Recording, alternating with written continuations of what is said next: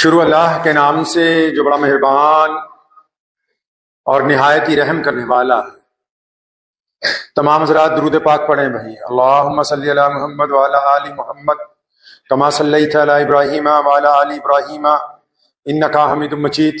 اللہم بارک علی محمد وعلی آل محمد کما بارکت علی ابراہیم وعلی آل ابراہیم انکا حمید مجید۔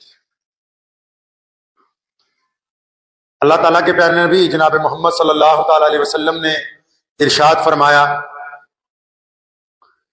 کہ شعبان میرا مہینہ ہے، رمضان اللہ کا ہے۔ شعبان کے مہینے کی آمد پیارے نبی علیہ الصلوۃ والسلام کی ان تمام باتوں کو یاد کرنے کا موقع ہے جو اس مقدس مہینے میں نبی علیہ الصلوۃ والسلام نے تعلیم فرمائی۔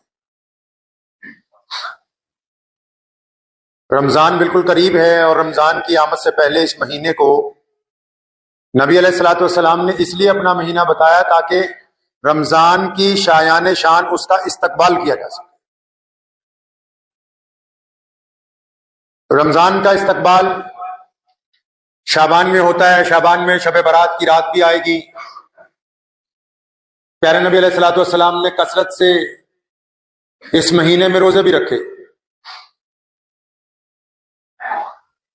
فقراء صحابہ میں سے سیدنا حضرت ابو ذر غفاری رضی اللہ تعالیٰ عنہ کے متعلق ایک بات لکھی ہے۔ وہ جب ایمان قبول کرنے کے لیے نبی علیہ السلام کے پاس گئے تو آپ صلی اللہ علیہ وسلم نے ان کو بہت ساری نصیحتیں فرمائی۔ اس دوران نبی علیہ السلام نے یہ بھی کہا کہ ابو ذر،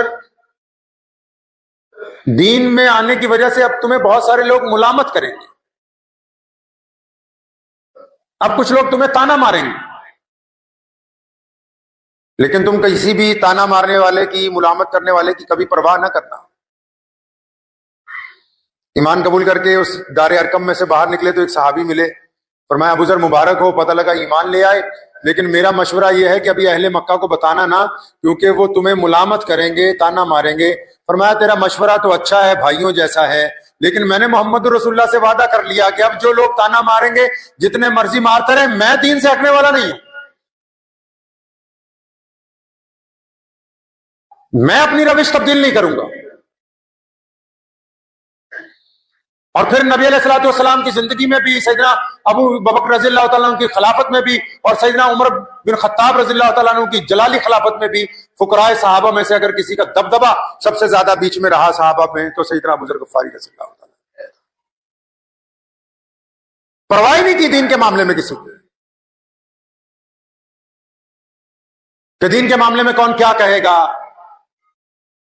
لوگ کیا کہیں گے، رشتہ دار کیا کہیں گے، یار دوست کیا سمجھیں گے کہ اچھا داڑھی رکھ لی ملا جی بن گیا، اچھا نماز پڑھنے لگ پڑا، ابھی سے بڈھا ہو گیا یہ،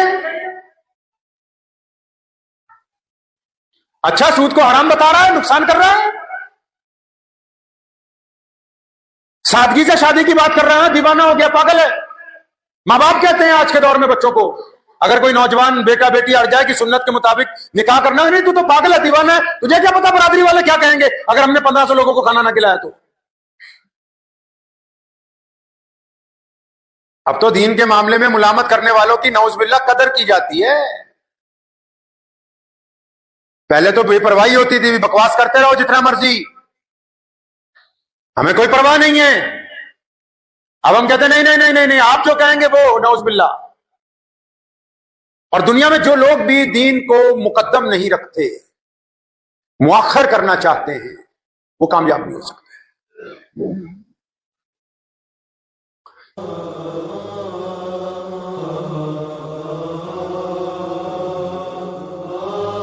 شعبان کے مہینے میں نبی علیہ الصلوۃ والسلام نے روزے رکھے کثرت کے ساتھ،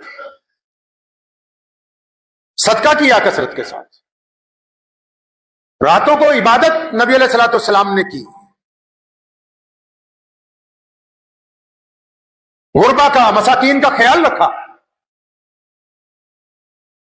تیاری ہمارے ہاں بھی ہو رہی ہے،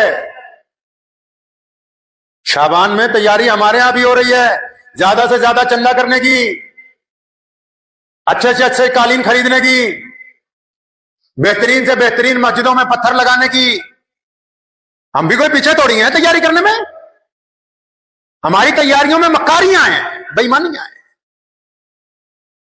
چودراہٹیں ہیں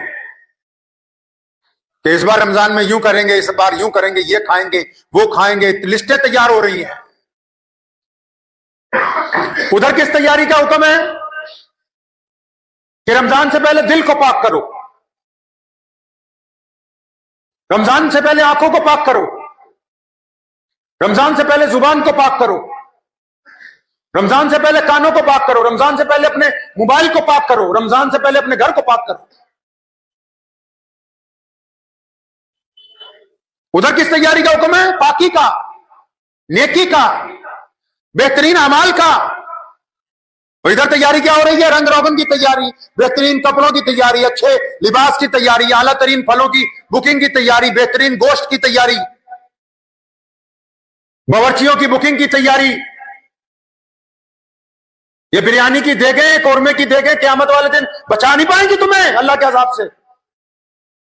اس میں بھی اللہ نے پکڑنا ہے۔ اسلام نے کہا کہ بلا ضرورت کسی جانور کو ذبح کر دینا بھی جائز نہیں ہے۔ پڑھ لینا جا کے کسی سے وعدہ کر لیں کہ اللہ میں آج کے بعد جھوٹ نہیں بولوں گا، پتہ نہیں اس بار رمضان میرا آخری رمضان ہوگا کہ نہیں ہوگا، ملے گا نہیں ملے گا، اللہ بہتر جانتے ہیں۔ ہے ہمت کسی میں کہ اپنے موبائل میں سے ان گندی عورتوں کے نمبر ڈیلیٹ کر دے کہ جن کے ساتھ زنا کا ارادہ رکھتا ہے؟ اس کو کہتے ہیں رمضان کی تیاری، کہ جس سے جس کو قرض دے رکھا ہو اگر وہ نہ دینے کے اوپر قادر ہو ابھی اس کو نظر انداز کر دے چند مہینے کے لیے، اس کو کہتے ہیں رمضان کی تیاری۔ جن کو معاف کر سکتے ہیں، جن کا پتہ ہے کہ معافی کے بعد اب دوبارہ یہ ہماری سرکشی نہیں کریں گے، اور پھر بھی بندہ معاف نہ کرتا ہو تو یہ رمضان کی تیاری نہیں کر رہا، یہ متکبروں میں سے۔ کہا ہے نا شب برات کی رات کو متکبر کی مغفرت نہیں ہوگی، شرابی کی مغفرت نہیں ہوگی، چغل خور کی مغفرت نہیں ہوگی۔ بہترین لباس، بہترین داڑھی ٹوپی پگڑی، اعلیٰ ترین گاڑیاں، اچھے گھر ہم کو ہمارے رب سے قریب نہیں کر سکتے جب تک ہمارا دل ہمارے رب سے نہیں جڑ جاتا، جب تک ہم اپنے اللہ سے راضی نہیں ہو جاتے۔ اور اللہ سے راضی ہونا تو آسان کام ہے، لیکن اس میں دنیاوی کام مشکل ہیں۔ سب سے پہلے تو اپنی انا چھوڑنی پڑتی، جو تکبر بھرا ہوا ہے برادری واد کا کہ جی ہم تو فلاں صاحب ہیں۔ مسلمانوں لکھو اپنے دل کی تختی پہ، اگر کسی ایک مسلمان کے دل میں یہ خیال ہے، شعبان ہے یہ اس لیے ایسی باتیں میں آپ سے کر رہا ہوں کہ ابھی توبہ کر لیں، رمضان آنے میں 10-20 دن رہ گئے سارے۔ اگر کسی مسلمان کے دل میں یہ خیال ہے کہ وہ جس برادری سے تعلق رکھتا ہے وہ بہت اچھی ہے اور اس برادری کا بڑا مرتبہ ہے، ادھر محمد رسول اللہ نے کیا فرمایا؟ فرمایا میں آ گیا ہوں، اونچے گورے قریب امیر کی تمیز ختم۔ ادھر کسی مسلمان کے دل میں خیال ہے کہ نہیں، خان صاحب، انصاری صاحب، میر صاحب، ڈار صاحب، قریشی صاحب، فلاں صاحب، کون کون سے صاحب بن گئے، ان کے دل میں اگر یہ خیال ہے کہ ہماری برادری دوسری برادری سے ذرا قد میں اونچی ہے تو یہ محمد الرسول اللہ کے حکم کی خلاف ورزی کرتا ہے، یہ ڈھونگی جتنے مرضی سجدے کرتا رہے، اس کا کوئی سجدہ قبول نہیں ہوگا، کوئی سجدہ قبول نہیں۔ محمد رسول اللہ نے فرمایا کسی ماں نے ایسا بچہ ہی نہیں جنا جو بنا عزت والا ہو، تو اور کون ہو تو کہنے والے کہ فلاں کمتر ہے، فلاں ہم سے کمتر نہیں ہے؟ آپ بتائیں گے، آپ طے کریں گے یہ بات؟ یہ بات تو مذہب کی بنیاد پہ بھی نہیں طے ہو سکتی جناب۔ آپ کسی غیر مسلم کو بھی اپنے سے کمتر نہیں بتا سکتے ہیں، کیا پتا اللہ نے اس کو کب ہدایت دینی ہو، اور کیا پتا وہ چھپ کے آپ سے کتنے بہترین کام کرتا ہو، یہ تو آپ تو اس کو بھی نہیں کہہ سکتے ہیں۔ اور یہاں فطور بھرا ہوا دماغ میں کہ نہیں جی ہم ہی ہیں۔ اب رمضان کی آمد ہے، کوئی تیاریوں کی بات ہی نہیں، یاروں دوستوں میں کوئی ذکر ہی نہیں کہ چلو بیٹھ کے مذاکرہ کریں گے، کس کا قرآن ٹھیک نہیں ہے قرآن ٹھیک کریں گے، ایک دوسرے کو نماز سناتے ہیں نماز ٹھیک کریں گے، کوئی ذکر ہی نہیں۔ کہ ہاں تراویح پڑھ کے تیار رہنا، فلاں پوائنٹ پہ چائے پی جائے گی انشاءاللہ. وہ بیماری بھی آنے والی ہے، 3 دن کی تراویح، 7 دن کی تراویح. کھیل بنانا چاہتے ہیں دین کو. مسلمانوں، دنیا کے 2 ملکوں میں سپر پاور نے گھٹنے ٹیکے ہیں پچھلے 10 سالوں سے. ایک تو ابھی ٹیکے اسی ہفتے فلسطین کے مسلمانوں کے سامنے، اور ایک آج سے 3 سال پہلے ٹیکے امریکہ نے. اور وہ مسلمان شکل صورت میں آپ سے زیادہ خوبصورت نہیں تھے، لیکن ان میں بیماری کوئی نہیں تھی برادری واد کی.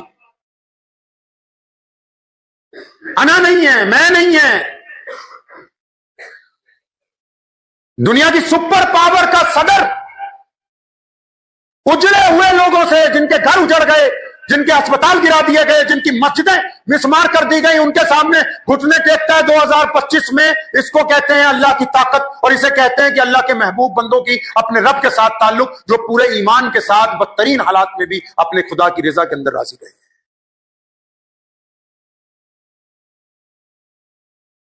جنہوں نے کئی رمضان مٹی کے اندر گزار دی. ہم تو شعبان میں، ابھی شب برات کی رات آئے گی، دیکھیے گا ایک ایک موٹر سائیکل پہ 4 لوگ ماشاءاللہ پٹاخے بجا رہے ہیں، ہلڑ بازی ہو رہی ہے، ایک مسجد سے دوسری مسجد تک کی سیر چل رہی ہے ساری رات.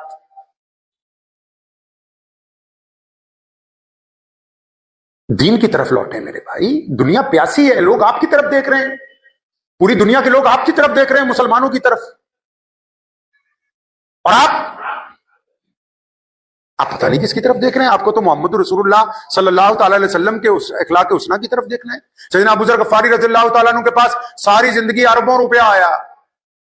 ادھر خلیفہ نے کہنا یہ 2 بوریاں سونے جواہرات کی، جاؤ ابو ذر غفاری کے گھر دے آؤ. باہر ہی بیٹھے ہوتے تھے، باہر بیٹھک کے باہر چبوترا بنا رکھا تھا، وہیں لوگ آ کے ملتے تھے.